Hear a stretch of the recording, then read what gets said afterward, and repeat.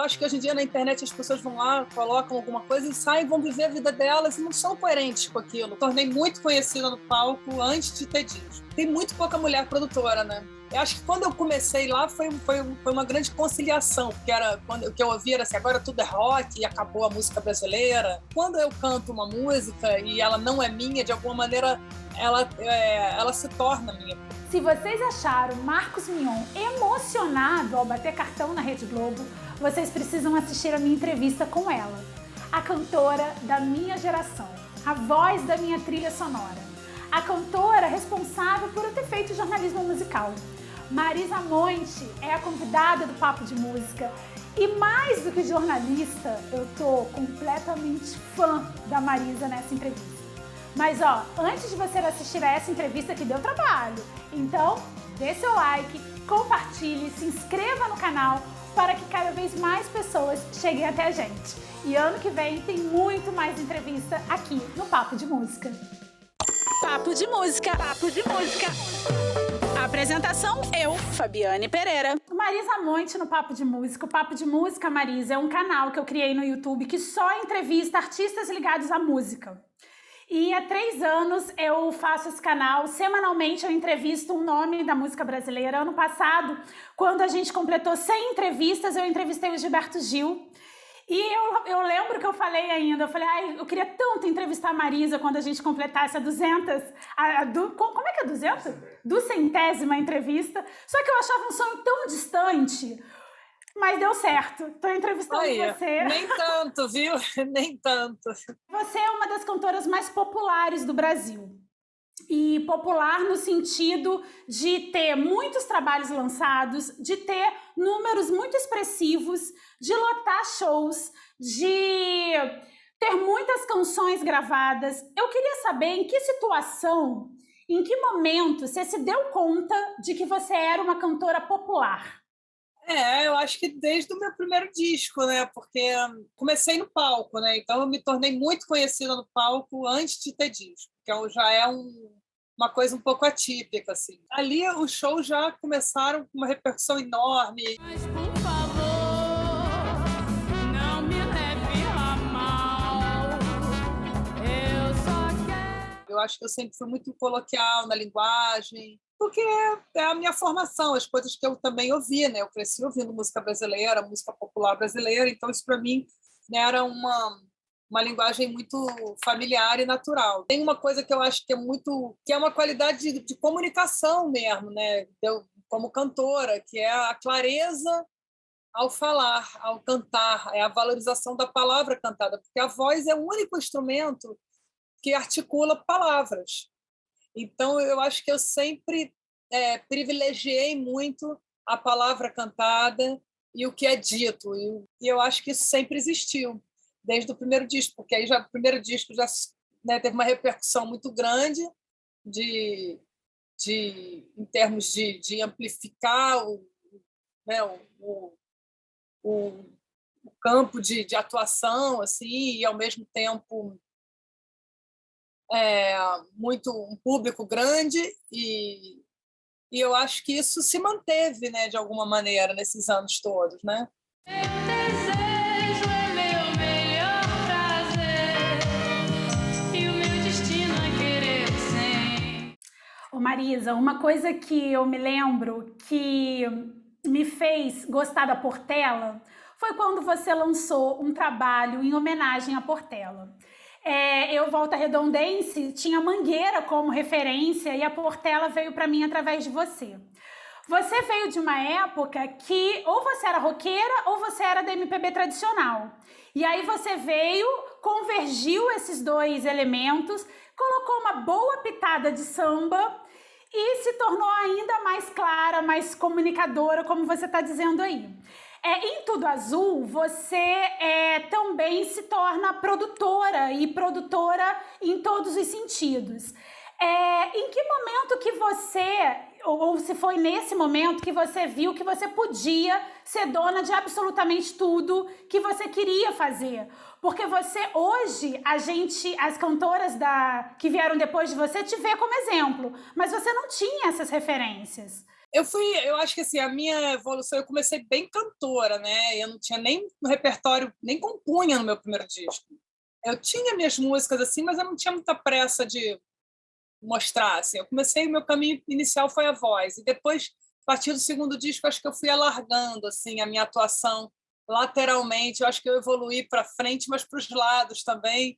E comecei a compor para mim, buscar meus parceiros, buscar, né, pessoas que pudessem fortalecer o meu discurso, estar junto comigo nessa construção de repertório. O Arthur produziu o meu segundo disco, né, o disco de estúdio, mais o terceiro, que é o Cor-de-Rosa e Carvão, eu já coproduzo com ele, porque eu sempre fui muito interessada no fato, nos aspectos executivos mesmo, de execução, né, de fazer, da produção.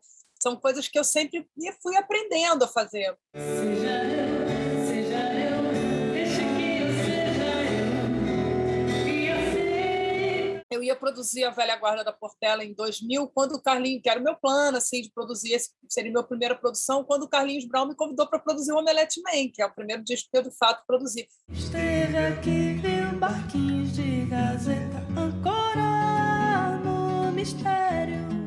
Uma coisa assim, tem muito pouca mulher produtora, né? Então, assim, era uma coisa que naquela época, sabe assim, tinha assim um estranhamento, assim, e a gente foi indo, e depois fiz o disco da Velha Guarda. Mas desde o começo, por exemplo, a minha obra editorial, que são as minhas composições, sempre foram da minha editora mesmo, sempre foram minhas. E eu, a partir do terceiro disco, eu comecei a produzir minha obra fonográfica também, no sentido, né, de ser a proprietária, e fui recuperando os meus másteres do início da carreira. Então, assim, hoje a obra toda é minha. Então, são vários aspectos da carreira, é uma maneira de ser criativa para além da música, e inventar um jeito meu de fazer, de me relacionar com os parceiros que você tem que ter para botar a música no mundo, com os parceiros musicais, com os parceiros produtores, com os parceiros técnicos, os parceiros músicos.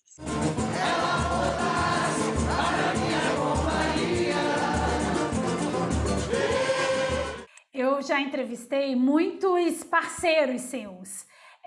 E todos falam de você com muito carinho. Eu entrevistei o Silva uma vez e foi curioso porque estávamos num festival e ele dizia, e algumas pessoas diziam pra gente que estava lá que a música que ele estava cantando era dele.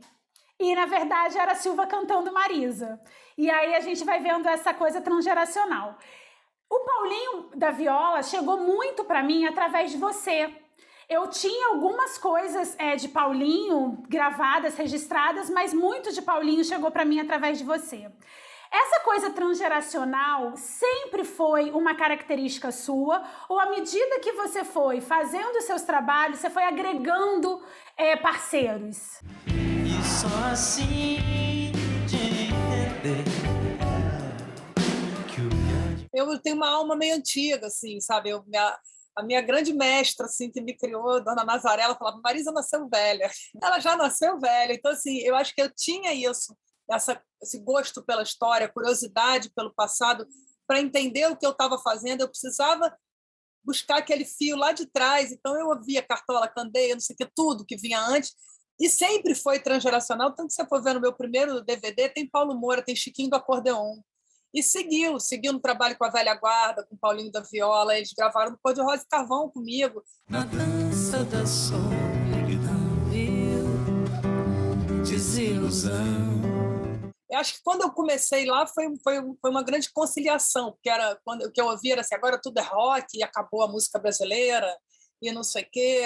E quando eu vim cantando rock e a música tradicional brasileira, as pessoas perceberam que aquilo não eram duas coisas inconciliáveis ou separadas, eram coisas que faziam parte de um processo histórico. Na adolescência, a gente não poderia dizer polícia para quem precisa de polícia, sabe? Assim, antes de 80 e pouco. Isso aconteceu nos anos 80, quando veio esse movimento de rock, e as pessoas puderam, de novo, dizer, né, abriu essa possibilidade das pessoas se expressarem com liberdade novamente. E a juventude veio com muita potência, gritando que precisava ser dito. Polícia, para quem precisa! Polícia, para quem precisa de polícia! Polícia, para quem precisa! Não, mas agora, o curioso de você falando do Silva é que também quando eu canto uma música e ela não é minha, de alguma maneira ela se torna minha, porque também, inclusive a internet, eu acho que presta um grande serviço nesse sentido, que não tem crédito de autor. Se você abrir lá Rosa, Marisa Monte, a música do Pixinguinha, você vai ver, se você for procurar, geralmente o crédito vem só o crédito do intérprete. Então, é uma coisa que a gente tem batalhado muito para fazer a experiência do streaming ser mais completa, que é ter o crédito de autor, crédito de músico. Mas, de qualquer maneira, quando eu canto uma música, sei lá, do Paulinho da Viola, as pessoas já adoram aquela tua música. E a música não é minha, mas ela se torna minha, porque o intérprete ele se apropria também um pouco daquilo, e se torna um pouco dele. E também o público também se apropria, porque a gente também fala, essa é a minha, quando a gente gosta de uma música.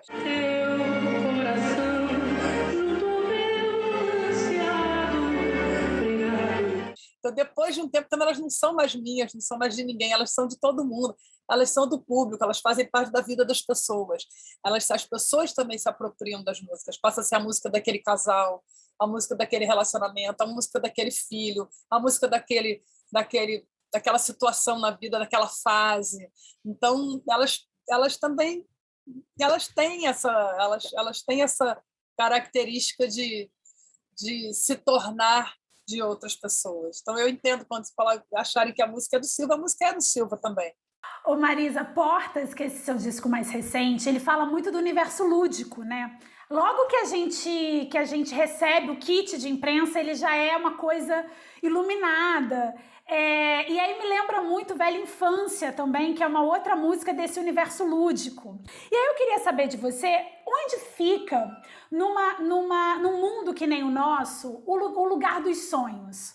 Onde a gente encontra tempo e direito até de materialização dos sonhos? Eu acho que os sonhos e a imaginação, eles são fundamentais, porque você tem que saber o que você quer. Você tem que poder, o ser humano tem que ter a capacidade de imaginar, porque a imaginação é uma projeção de um ideal, uma projeção de uma ideia.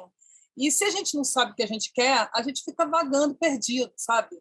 Eu acho que assim sempre procurei ter foco, né? Ter objetivo. Eu acho que a imaginação ela dá a capacidade de a gente imaginar tudo. Tudo, como diz Arnaldo, tudo pode ser pensado.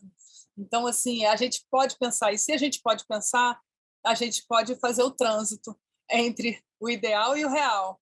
Então, eu acho que assim, é importante a gente poder manter essa capacidade criativa, a capacidade imaginativa no campo coletivo mesmo, e a capacidade do sonho, para que a gente possa imaginar que as coisas são possíveis, senão fica tudo muito difícil, né? Seus pés me abrem o caminho, eu sigo e nunca... Você deu uma entrevista para o Roberto Dávila, que você disse na época, e que nós todos pensávamos na mesma coisa naquela época, que o Brasil tinha uma consciência racial que fazia com que nós pudéssemos ser exemplos. E aí a gente está em 2021 com um monte de gente polarizada, cobrando que a gente seja mais, enfim, se posicione mais ao invés da gente usar essa criatividade em prol do coletivo.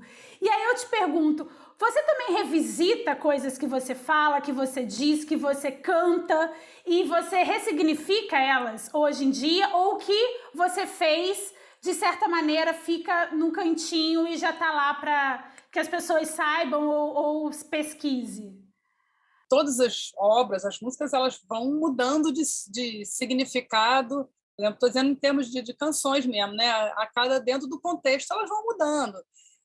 Vão querendo dizer outras coisas, né? Às vezes a gente redescobre uma música de outro momento que, nesse momento de hoje, ela cabe como uma luva e ela foi feita no momento que esse momento de hoje não existia. Então, eu acho que sim. Eu acho que o Brasil ele tem uma discussão sobre a sua identidade muito, muito mais ativa, né, hoje em dia, sobre a sua formação racial, social e tal. Acho que as pessoas estão descobrindo muito sobre o Brasil hoje.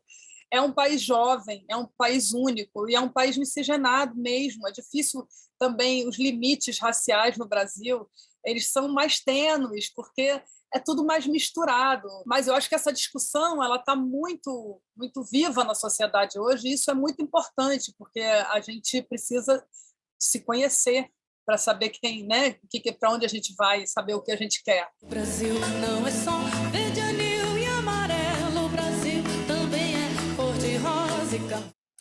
Sabe, Marisa, eu acho, como fã, que talvez você tenha uma das obras mais politizadas da MPB recente. E aí, enfim, me corrija se eu viajei muito, mas quando eu me lembro de Seu Zé, que é a música que dá nome ao disco que eu mais ouvi na vida, quando eu me lembro de Segue o Seco, quando eu me lembro de Volte para o Seu Lar, quando eu me lembro que você foi uma das primeiras cantoras que estavam nas ocupações das escolas, que foi um ato muito recente. É possível a gente fazer política e falar de racionalidade sem apontar dedo, né? Eu acho que a gente tem que fazer política com ação. Eu acho que hoje em dia na internet as pessoas vão lá, colocam alguma coisa e saem, vão viver a vida delas e não são coerentes com aquilo, porque ela descarrega a consciência ali, mas no dia a dia elas não são, né, não põem em prática aquilo que elas acreditam tanto. Então, assim, acho que é mais importante que cada um faça a sua parte praticamente. É importante sair do discurso e ir para a prática, sabe? Importante isso, cada um faz a sua parte, é isso, cuidar de quem está perto, cuidar da rua, cuidar da sua rua, do seu bairro, do seu lixo, né, de ser justo com quem trabalha com você, com quem está perto de você. Eu acho que isso é muito político, né? É muito relação política. Política, eu vi uma vez Fernando Henrique falando: o que é política? Política é diálogo.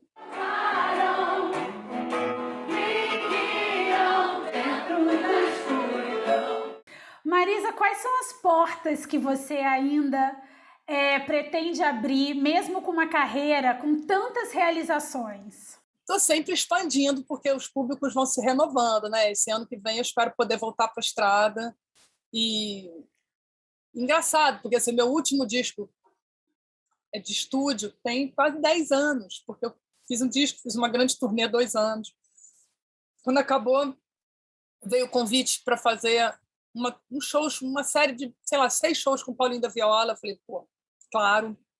Só que esses 6 shows viraram 30, então a gente ficou, 8 meses na estrada. Depois disso, tinha encontrado Carlinhos e Arnaldo, a gente tinha feito de novo um outro corpo de trabalho, resolvemos gravar o Tribalistas 2, aí fizemos o projeto. Depois a gente falou, bom, vamos para a estrada, porque a gente não foi, fomos para a estrada juntos, Brasil, Estados Unidos, Europa, depois fizemos um DVD ao vivo. Então, mas assim, eu vejo hoje que muita gente que tem 20 anos, tinha 10 no meu último disco, não me conhece muito, assim. Então, eu vou de novo para a estrada ano que vem, dar um giro pelo Brasil, vou para a Europa, Estados Unidos, vou de novo para o Japão, vou dar aquela volta, reencontrar o meu público ao vivo, que eu acho que é onde a gente consolida realmente as relações, onde elas se tornam realmente sólidas, sabe? A relação direta do artista com o público, no palco, é o mais forte de tudo, entendeu? É o mais profundo, é inesquecível. Eu fui naquele show. Eu vejo nos relatos, eu estava no show dela em 1990 e tanto, não sei aonde, não sei o quê. É uma coisa que é uma experiência, né? Então, assim, para mim também. Então, vou reencontrar o meu público, assim, e renovar também essas relações, né?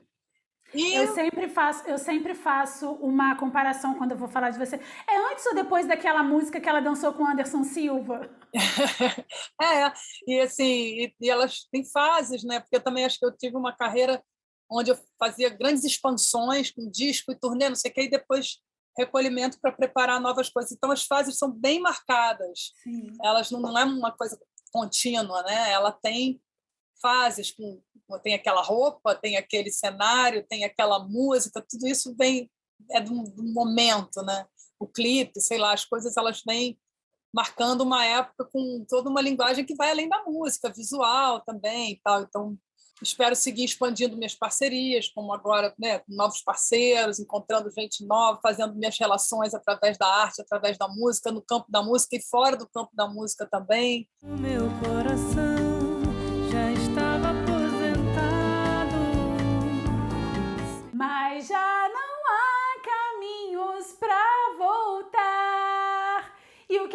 vida fez da nossa vida. Palhinha! A gente tem um quadrinho aqui no final do programa que eu vou pedir para você dar uma palhinha de uma canção sua, a que você quiser, que você acha que, de certa maneira, representa tudo isso que a gente conversou hoje. Essa plantação, essa colheita, esse passado, esse futuro. Poderia falar do Blanco, né, que é um poema do Otávio Paz, que eu musiquei e que fala sobre o que vem da gente é mais a pessoa do que a gente mesmo. Então, assim, me olha no que vejo, né? Me olha no que vejo. Pô, você está se vendo, né? Porque, por exemplo, uma pessoa pode olhar para mim e achar eu maravilhosa, outra pode achar o horror do mundo, mas eu não sou nada disso, são elas que estão se vendo, né? Porque é o reflexo delas em mim. Então, eu sou, sei lá, eu sou o que eu vejo, mas para mim, mas cada um vai ter o seu olhar e, na verdade, isso está dizendo muito mais sobre elas do que sobre mim, né? Ou sobre qualquer outra coisa que a gente veja. Você vê uma situação, cada um vai ter o seu ponto de vista, mas elas estão falando sobre a gente. Então, a música fala, me olha no que vejo, como entrar por meus olhos em um olho mais límpido, é todo o meu desejo. É minha criação, isto que vejo. Legado e renovação. Marisa, muito obrigada mesmo. Muito obrigada a você, é um prazer enorme falar com você. Tchau, tchau. Beijo para todo mundo aí que acompanhou a gente nessa conversa. Para Maria também, que ficou tentando me ajudar aqui pela internet. Pode deixar, darei. Um beijo.